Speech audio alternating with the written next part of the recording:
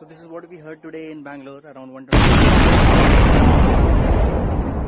and many more have been reported this massive explosion sound. Or some explosion. So we are waiting for the reports which are coming from. So here's the sound, guys. Hey guys, right now it's 3 PM. दोपहर के 3 बज रहे हैं और मौसम देखो लग गए बिल्कुल.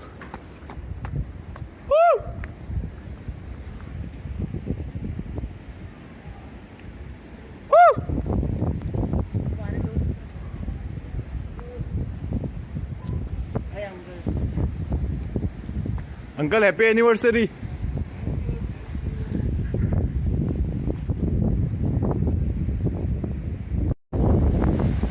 इतने जोर की आवाज चलेगा बता नहीं सकता मैं. ऐसा लग रहा है पेड़ उखड़ जाएंगे.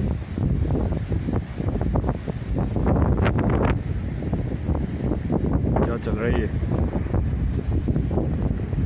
2020 और कितना बुरा जाएगा यार. दोपहर के 3 बजे इससे बुरा और क्या लोगे. पेड़ देखा कितने जोर के हिल रहा है.